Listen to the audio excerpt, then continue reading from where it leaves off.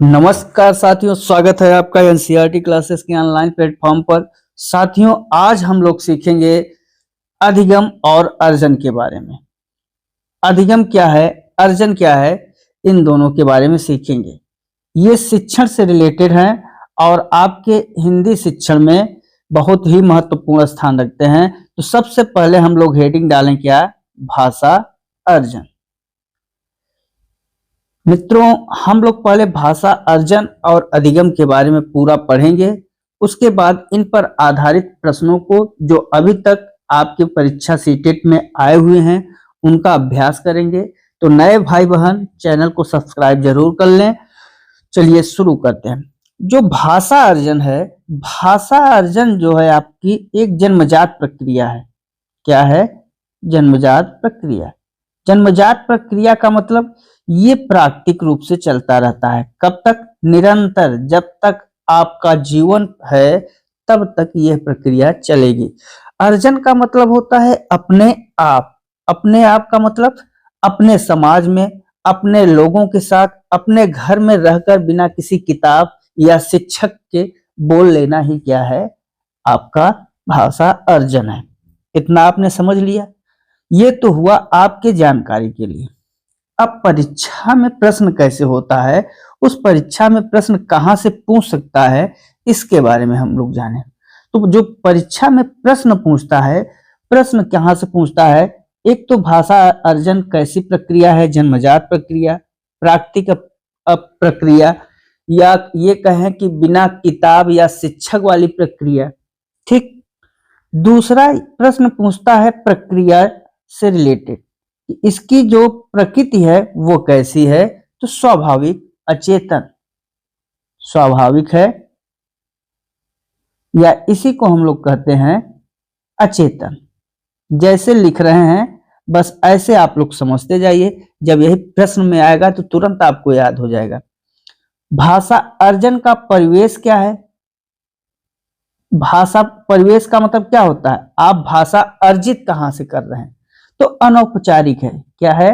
अनौपचारिक। अनौपचारिक का मतलब क्या हुआ, इसको समझिए। अनौपचारिक का मतलब वह जगह जहां से हम मतलब निश्चित नहीं है। वो आपका समाज हो सकता है, घर हो सकता है, परिवार हो सकता है। तो अनौपचारिक में क्या होता है? जैसे घर हो सकता है, समाज, परिवार। आप अपने प्रकृति में रहते हुए जहां से भी भाषा को अर्जित कर ले रहे हैं वही है परिवेश। अर्जन के अंदर जो तत्व है, मुख्य तत्व क्या है? मुख्य तत्व है आपका अनुकरण करना। अनुकरण करना, इसमें हर एक चीज नकल। अनुकरण मतलब क्या होता है? एक को देख के सीखना, मतलब दूसरे व्यक्ति का देखकर सीखना, अर्थात एक तरीके से हम कहें नकल करना। तो इसमें जो अनुकरण है, अनुकरण की मुख्य भूमिका होती है इसमें भाषा अर्जन में। भाषा अर्जन का जो व्याकरण है, इसमें व्याकरण की कोई आवश्यकता होती ही नहीं है। तो एक पॉइंट हमारा ये बना कि अर्जन में व्याकरण की आवश्यकता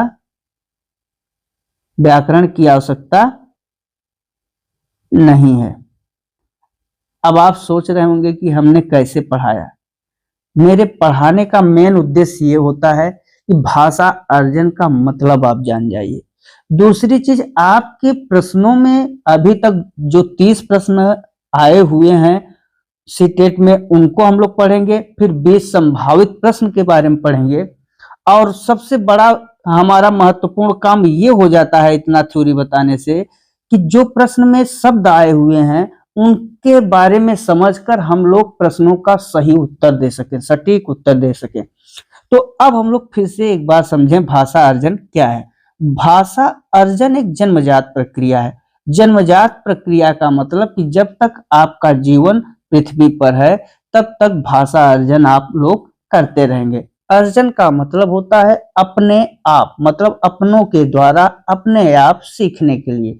तो प्रक्रिया आपकी कैसी होगी? स्वाभाविक होगी, अचेतन होगी।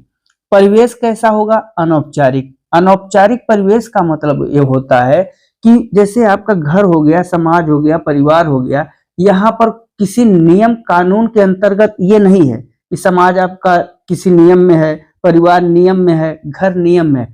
कोई व्याकरणिक नियम नहीं है या कोई अनुशासन नहीं है, कोई संस्था नहीं है, इसलिए ये अनौपचारिक हुआ।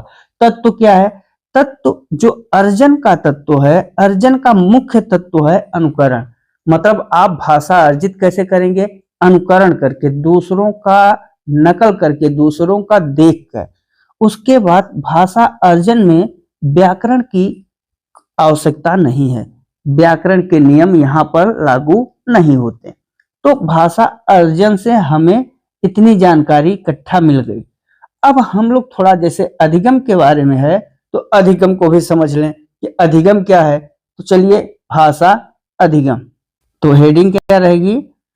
भाषा अधिगम। अब भाषा अधिगम क्या है, पहले हम लोग जाने भाषा अधिगम। प्रश्न तो हम लोग बहुत जल्दी हल करेंगे, जब पूरा सिद्धांत जाने रहते हैं तो प्रश्न बहुत जल्दी हल करते हैं। बहुत मतलब साहस इतना, मतलब कि जो ये लगता है कि बी ऑप्शन सही है तो सही है, ऐसे आप लोग सोच रहे होंगे तो बिल्कुल यही होता है थ्योरी के बाद प्रश्नों को हल करने का। जो अधिगम है, अधिगम का मतलब होता है सीखना। और ये सीखना कैसे सीखना है? ये एक प्रयास करके सीखना है। इसके लिए आपको करना होगा क्या? प्रयास।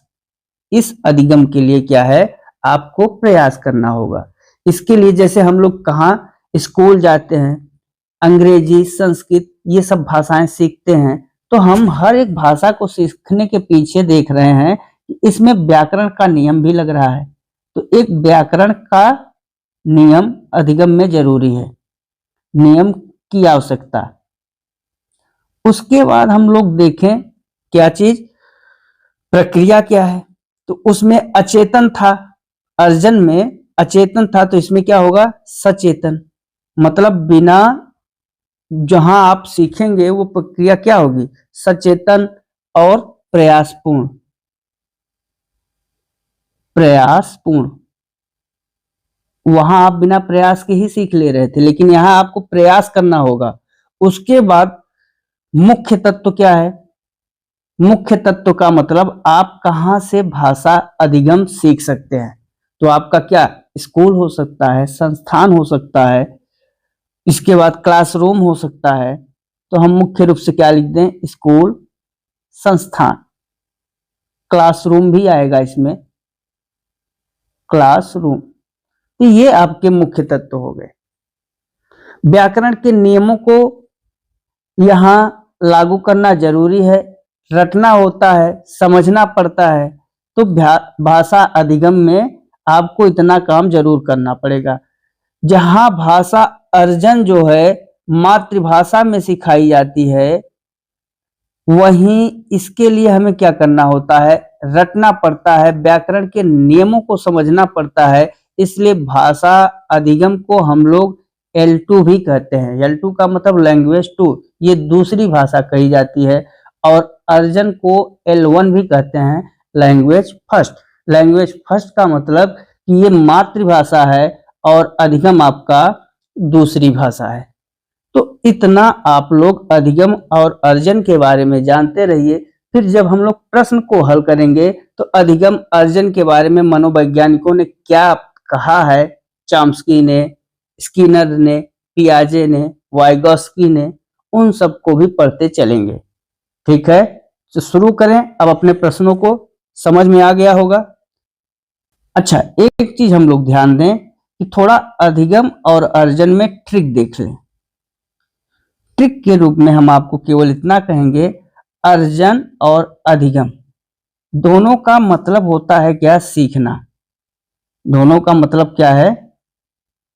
सीखना। लेकिन आप लोग अर्जन का मतलब अपने से जोड़िएगा। अपने से मतलब स्वयं से, जन्म से, प्रकृति से, मम्मी पापा से, अपने आप से, मतलब नेचुरल। और अधिगम का सीखने का मतलब आप लोग किससे जोड़िएगा? इसको आप हमेशा एकेडमी से जोड़िएगा। एकेडमी मतलब अकादमी से, जो अकादमी है अकादमी से जोड़िएगा, संस्थान से जोड़िएगा, स्कूल से जोड़िएगा। इसमें आपको एफर्ट देना होता है। तो ये बातें अपने दिमाग में पॉइंट रखिएगा कि अधिगम के लिए हमें एफर्ट करना है, एकेडमी, संस्थान, क्लासरूम यहाँ से सीखेंगे। अर्जन के लिए हम स्वयं, जन्मजात या प्राकृत प्रकृत हमको सिखा के भेज दिए। अर्जन के लिए L1 और अधिगम के लिए L2। लैंग्वेज 1 मतलब मातृभाषा और L2 का मतलब दूसरी भाषा। तो ये दोनों ट्रिक आप लोग नोट रखिएगा दिमाग में। अगर इतना भी याद रहा तो आप बड़े आराम से अधिगम और अर्जन के सवाल को हल कर ले जाएंगे, कोई गलती नहीं करेंगे। यहाँ पे कुछ मनोवैज्ञानिकों ने अपने अपने राय विचार प्रस्तुत किए हैं, उसको हम लोग प्रश्न में ही हल करेंगे और प्रश्न में ही जानने का प्रयास करेंगे। चलिए अब शुरू करते हैं अपना पहला प्रश्न। तो आज का पहला प्रश्न, भाषा अर्जन की क्षमता जन्मजात होती है, यह कथन किसका है? साथियों, जो भाषा अर्जन की क्षमता जन्मजात होती है, ये नाम चॉम्स्की नाम के मनोवैज्ञानिक थे, उनके द्वारा यह कथन कहा गया है। उन्होंने कहा था कि मनुष्य का जब बच्चा भाषा सीखने का व्याकरणिक ढांचा लेकर पैदा होता है, अर्थात जन्म से भाषा सीखने की उसके पास क्षमता होती है, जन्म से क्षमता किसका है? चॉम्स्की का। नेक्स्ट क्वेश्चन, नेक्स्ट है भाषा अधिगम और भाषा अर्जन में मुख्य अंतर का आधार क्या है? अब देखिए, भाषा अधिगम कह रहा है। भाषा अधिगम हम लोग कहाँ सीखते हैं? संस्था से। प्रश्नों को समझिए बस, अभी हम शुरुआत कर रहे हैं, फिर बहुत तेज पढ़ाएंगे। अर्जन को हम लोग कहाँ सीखते हैं? प्राकृतिक से, प्रकृति से। अब देखिए, इसको तो हम कहीं सीख सकते हैं, लेकिन इसके लिए हमें हमेशा एकेडमी की जरूरत होगी। तो जब जिस जरूरत किसकी हुई? एकेडमी की जरूरत हुई। तो भाषा सीखने में जो मुख्य अंतर का आधार है वो क्या है? भाषा का परिवेश। हम कहीं भी सीख सकते हैं, लेकिन हमें भाषा का परिवेश अलग कर देता है अर्जन और अधिगम से। नेक्स्ट क्वेश्चन, नेक्स्ट है मातृभाषा सीखना क्या कहलाता है? मातृभाषा सीखना क्या है? L1 और L1 आपका क्या हो जाता है? अर्जन। देखिए, अभी L1 के बारे में बात किया, तुरंत प्रश्नों को हल किया, और ऐसा नहीं है कि हमने अपने से प्रश्न बनाए हैं, ये प्रश्न आए हुए हैं परीक्षा में। नेक्स्ट क्वेश्चन, चॉम्स्की के अनुसार भाषा सीखने के क्रम में LAD का अर्थ क्या है? L का मतलब होता है लैंग्वेज, लैंग्वेज।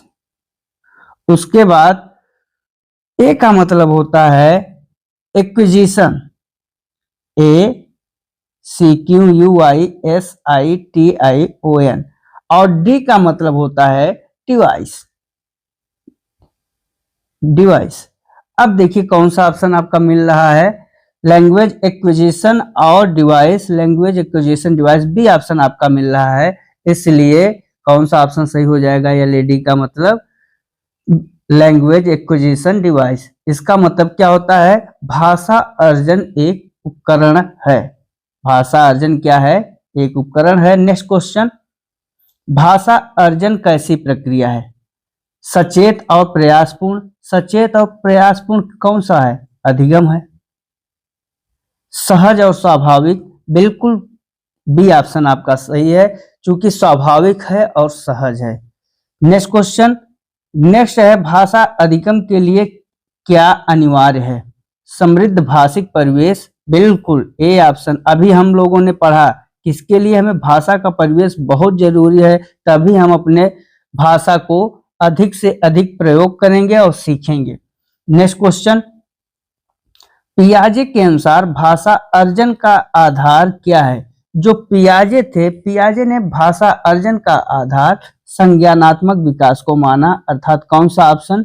बी ऑप्शन आपका सही है। पियाजे कहते हैं कि जैसे जैसे बच्चे का दिमाग विकसित होता है, वैसे वैसे बच्चा भाषा सीखते जाता है। तो कौन सा? संज्ञानात्मक विकास। और यहाँ कहिए, लिख दें, जैसे जैसे बच्चे का दिमाग विकसित होता है, बच्चे का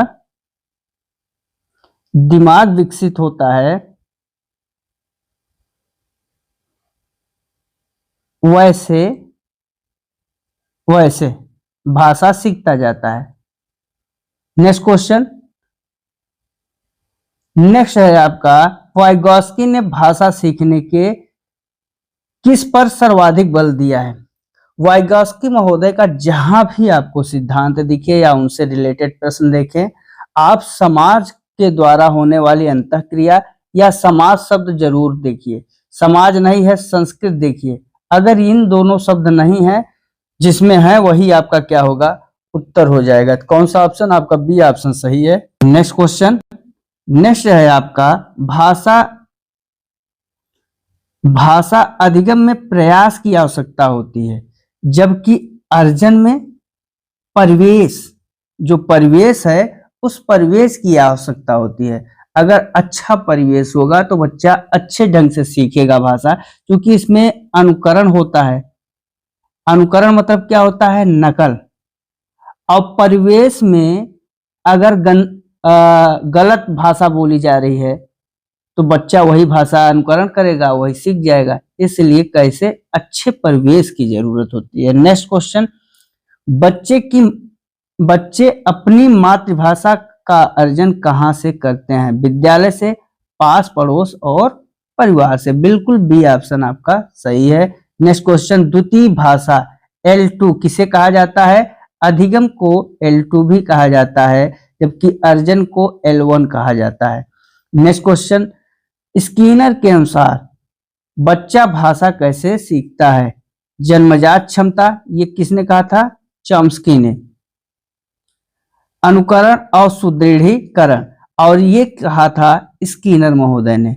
स्किनर ने कहा था कि बच्चा बड़ों को बोलते सुनकर उनकी नकल करते हैं, अर्थात अनुकरण करते हैं और सुदृढ़ीकरण से सीखते हैं। नेक्स्ट क्वेश्चन, भाषा अर्जन में विद्यार्थी नहीं करता अभ्यास की जरूरत ही नहीं पड़ती, शब्दों की पुनरावृत्ति करता है, व्याकरण के नियमों का रटना भी इसमें नहीं है, इसलिए अनुकरण। तो ये तीनों चीज तो करता है, अभ्यास कर लेगा, शब्दों की पुनरावृत्ति भी कर लेगा। अभी देखिए अभ्यास वैसे वाला नहीं है, क्योंकि ये तो भाई जैसे परिवेश में हम आप कुछ बोल रहे हैं उसको बच्चा सीखने के लिए अभ्यास कर लिया, लेकिन यहाँ सबसे महत्वपूर्ण क्या हो जाता, अगर इसमें व्याकरण के नियमों का रटना न होता तो हम अभ्यास को उत्तर मान लेते, लेकिन यहाँ पे सी ऑप्शन आपका सही है, क्योंकि व्याकरण के नियमों का रटना नहीं पड़ता है भाषा अर्जन में। नेक्स्ट क्वेश्चन, नेक्स्ट है अधिगम की प्रक्रिया में शामिल है।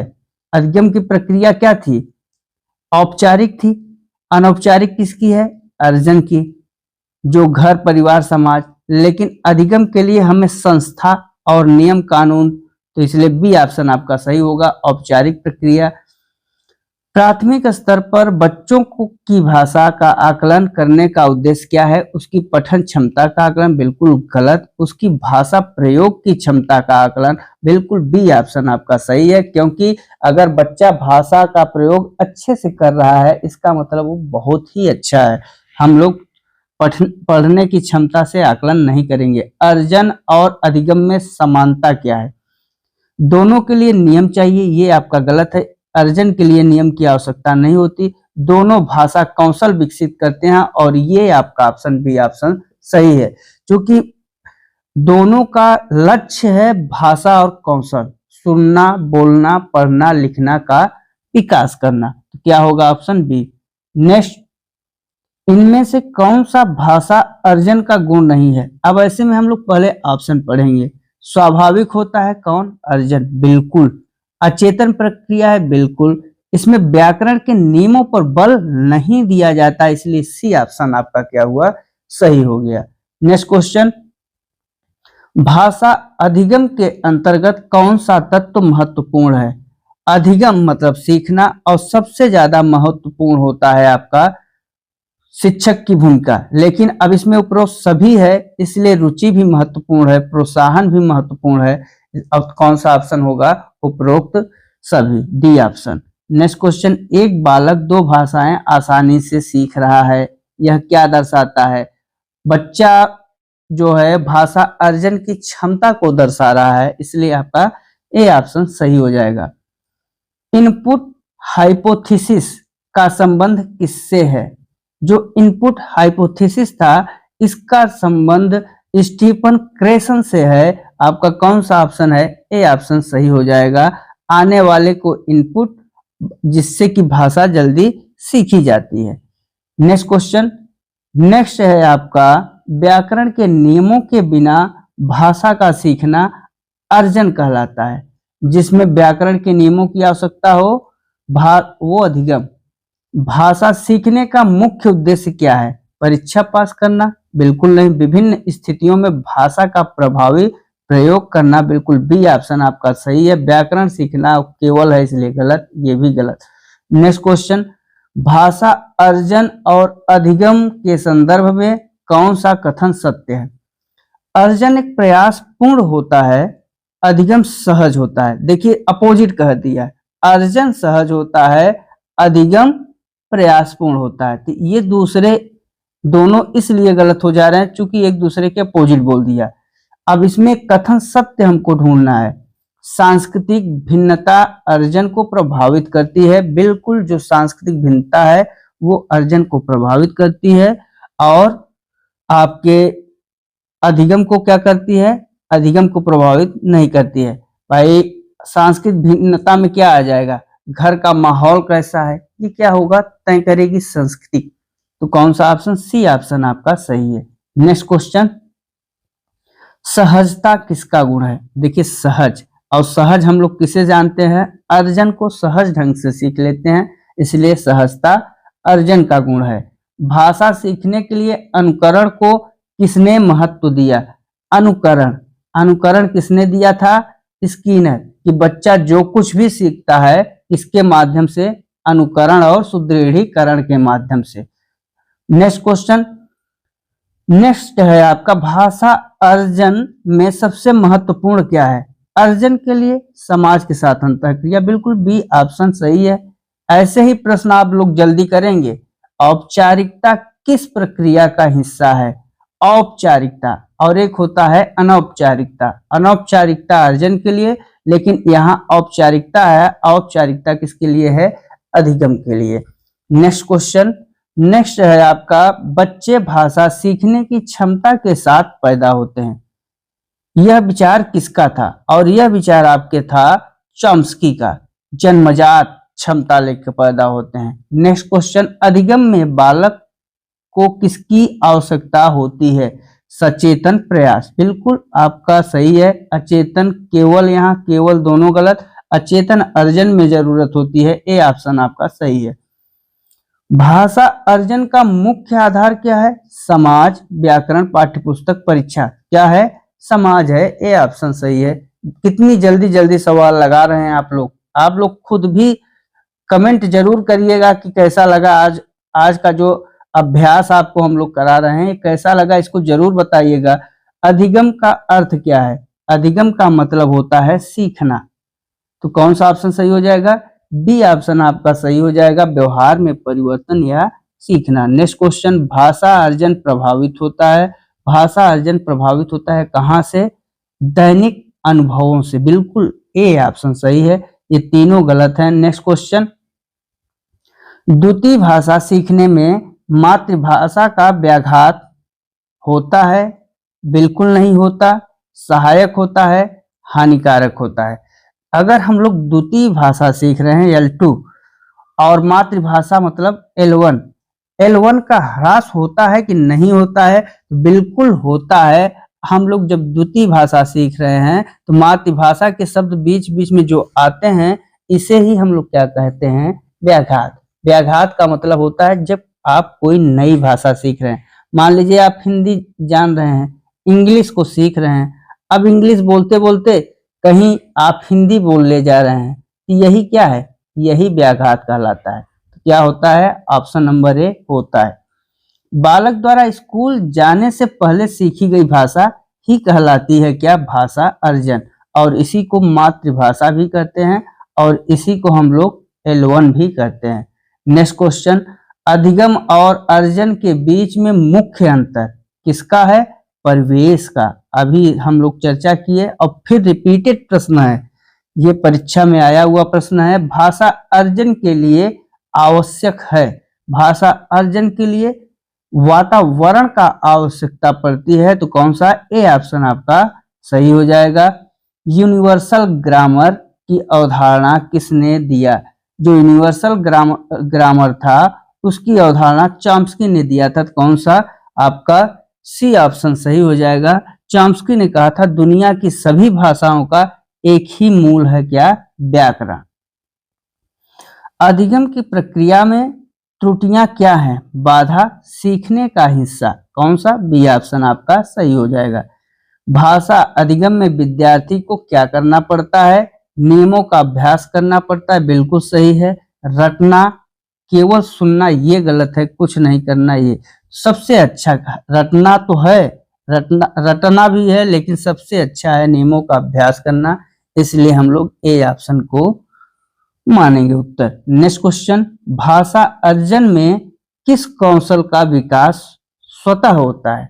सुनने और बोलने का, पढ़ने और लिखने का। गलत, केवल इसका मतलब ए ऑप्शन आपका सही है। सुनने और बोलने का जो विकास है वह स्वतः हो जाता है भाषा अर्जन में। बच्चा पहले सुनता है, समाज से सीख के आता है, फिर खुद बोलता है, तो पढ़ने लिखने का जो विकास है वो अधिगम में होता है। नेक्स्ट क्वेश्चन, पियाजे के अनुसार भाषा अधिगम किसके माध्यम से होती है? संज्ञानात्मक है, और संज्ञानात्मक होने के कारण संज्ञानात्मक को हम लोग क्या कहते हैं? आत्मसातीकरण और समायोजन। ये संज्ञानात्मक विकास जो दिए थे पियाजे, उन्हीं के सिद्धांत में है आत्मसातीकरण और समायोजन। तो इसके बारे में हम लोग चर्चा करेंगे। आपका ये ऑप्शन सही है। नेक्स्ट क्वेश्चन, भाषा अर्जन क्या है? भाषा अर्जन वातावरण समाज के द्वारा स्वतः सीखा हुआ प्राकृतिक रूप। भाषा एक साधन के रूप में प्राप्त करना, भाषा के बारे में सीखना, व्याकरण के नियमों के बारे में सीखना और शब्दकोश याद करना। कौन सा उत्तर सही हो जाएगा? बी ऑप्शन आपका सही होगा। भाषा को एक साधन के रूप में प्राप्त करना ही भाषा अर्जन है। अधिगम और अर्जन की प्रक्रिया साथ साथ चल सकती है, बिल्कुल चल सकती है। आपने अर्जन और अधिगम दोनों को एक साथ भी लेके चल सकते हैं, इसमें कोई दिक्कत नहीं है। थोड़ा बहुत व्याघात होगा, लेकिन बहुत जल्दी ही ठीक हो जाता है। नेक्स्ट क्वेश्चन, भाषा अधिगम की सफलता किस पर निर्भर होती है? भाषा अधिगम की जो सफलता है छात्र के सीखने की इच्छा पर, रुचि पे सबसे ज्यादा। अब यहाँ वेतन है, भवन, बस्ते, तो सबसे बेहतरीन जो ऑप्शन है आपका ए ऑप्शन है। नेक्स्ट, मातृभाषा अधिगम को क्या कहा जाता है?